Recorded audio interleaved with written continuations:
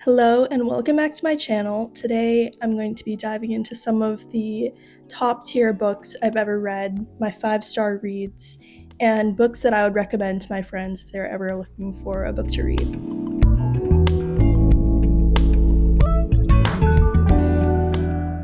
So they start out more emotionally wrecking, and then at the end they're going to be more uplifting. So there's definitely something to suit anybody's reading preferences or the kind of books you like to read. I gravitate more towards historical fiction with subplots of romance, and then I also love young adult fiction and romance novels. So I would say those are my top 3 genres, which are kind of being filled with all of these 5-star reads I have for you here today. So I hope you enjoy. Okay, starting off, The Nightingale, which is one of the most popular books ever. So it's definitely not a hot take here, but this is the book that got me into historical fiction, and I'm obsessed with the way Kristin writes, and this is my favorite novel of hers. It's set in Nazi-occupied France, and it follows the story of 2 sisters who are complete opposites, but really like just how the war impacted them in their different styles of life, and then ultimately it's the story of sisterly love. So I thought it was like a really good theme, and also like you don't hear a lot typically about like women in World War II, so I thought it was a super impactful novel for me to read, and also I just learned a lot while I was reading it. Kristin writing style is just so addictive and it puts you right into the moment. So I love novels by her just because I feel like they're so engaging. So it follows Vian and Isabel, who are complete opposites, as I said. Vian is more focused on protecting her family during the war and just doing whatever it takes to like get them through this hard period. And Isabel is very rebellious, and she like wants to help with the resistance against the Nazis and do whatever she can to help with the war effort. And so they're butting heads throughout the book for their different priorities, but both of their different storylines were very engaging and I enjoyed them a lot. And also it kind of shows like even though they had such different priorities during the war, like they were still trying to fight their battles in their own way. Like one of them was fighting more of like a direct battle against the Nazis, and then one of them was fighting like a battle in the home.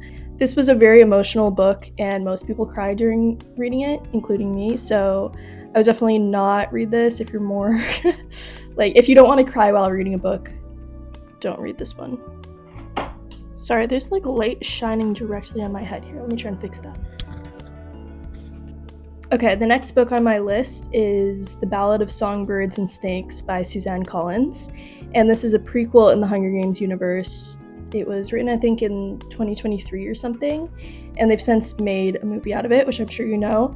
But this is my favorite novel in the whole Hunger Games trilogy or series. It was a lot longer than the original books in the trilogy, but the whole time reading it, I was just so engaged, and I didn't feel like it was dragging on at any point, which is something with a lot of long books. I frequently feel like they could have just made them shorter, but I liked this. I liked it all the way to the finish. So the book is about Coriolanus Snow, who is the President Snow in the Hunger Games universe. And you know, like kind of how the character ends up because most people have read the Hunger Games or seen the Hunger Games movies, but it was just so fascinating to see like how he became evil and what makes a villain, especially like with his backstory. He was corrupted by power. The thing that surprised me the most about this book was how much I was sympathizing with President Snow, even though like you hate him in the original Hunger Games series and he's just pretty much completely evil in the original series, but in this you actually start to sympathize with him. The next book on my list is definitely straying away from the emotionally wrecking genre, and it is Great Big Beautiful Life by Emily Henry. This is my favorite Emily Henry novel, and I think I've read most of her books except for People We Meet on Vacation and Book Lovers.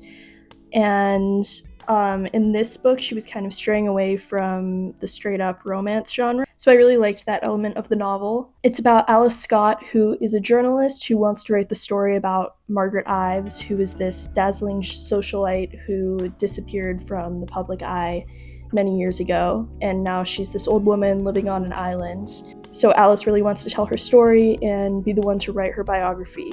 But she's competing against Hayden, who is chasing the same story, and he's this celebrated biographer. So as the two kind of form this relationship with each other, they realize that some of the things Margaret is saying isn't adding up, and they start to wonder if they're really getting the whole story. So one of my favorite parts of the books was seeing how biographies are written, especially like interviewing the subject and kind of like seeing like the extended interview with Margaret and what she was saying about her past. I also listened to some of this on audiobook, and Julia Whalen, who I think narrates all of Emily Henry's books, does a really good job at the different voices, and it really puts you right into the scene.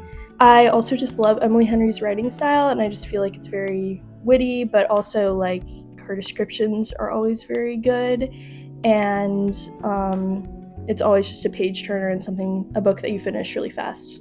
The love stories in Emily Henry's books, they always have like the same trope a little bit. Like it's always like two people who love books or two writers or something like that, and then one of them's grumpy, one of them's more like bubbly, like the grumpy sunshine trope.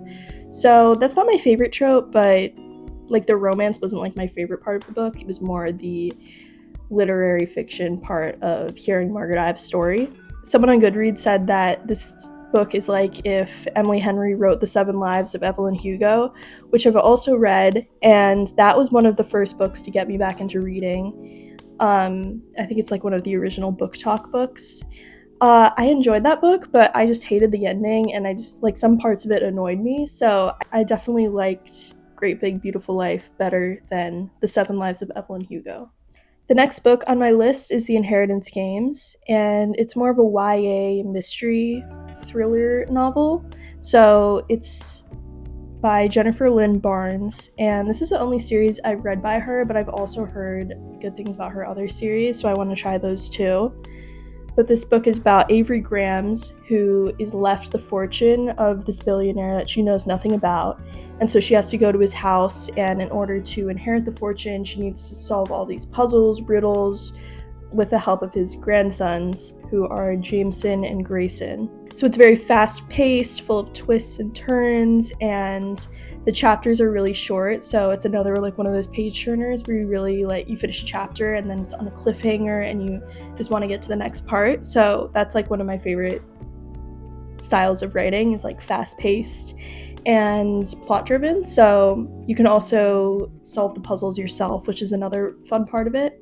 It's also like similar to Knives Out because of the premise of being left a fortune to someone who is not part of the family. So I feel like that movie and this kind of go hand in hand, and they're both very good for the fall, some cozy mystery vibes. And then the last book on my list is The 7-Year Slip by Ashley Poston. I read this one recently, and I think I finished it in like 2 or 3 days, and I just could not put it down. So that's always like a sign of a 5-star read for me. I also thought this book was like very emotional, and it had deeper themes than just the love story, which was also a very cute love story. It's about a book publicist who is named Clementine, and she is left this apartment by her aunt who has passed away, and it's a magical apartment that can transport you back 7 years into the past or 7 years into the future. I think I'm getting that right, but honestly, like, the magical realism element of it was like a little bit hard to understand, and you kind of just have to suspend your disbelief and just be like, okay, this is the way this book works. But she meets this guy, I think his name is Wes. My toxic trait when it comes to books is I can never remember the main characters' names because they never like say them more than once or twice in the book. So it's 7 years in the future for him when he meets her, and then for her it's 7 years in the past. And so they can only see each other in this apartment. And one of my favorite parts about this book was how it was set in New York City, which is one of my favorite settings for a book. Just because I love seeing like how it's described in novels, and then like visiting there, kind of comparing it to your experience there. I feel like I was very attached to the characters in this book, and I liked their dynamic together. it was kind of like the insta-love trope where the characters like each other right off the bat. And for me, I feel like that's like more realistic. So I kind of like that trope when it comes to romance. And I also enjoyed the themes in this book about how Clementine is kind of struggling with her career and what's fulfilling her, and she really likes her job, but she has a feeling that like something more could be out there for her. So I feel like that was a very relatable situation to be in your 20s and 30s. And I just liked the exploration of how you can find meaning in your life. So those are all of my 5-star reads. I hope you enjoyed listening to these recommendations, and I'm going to be posting more booktube recommendation kinds of videos, so make sure to subscribe. Also for vlogs, self-improvement kind of content. So I will see you in my next video.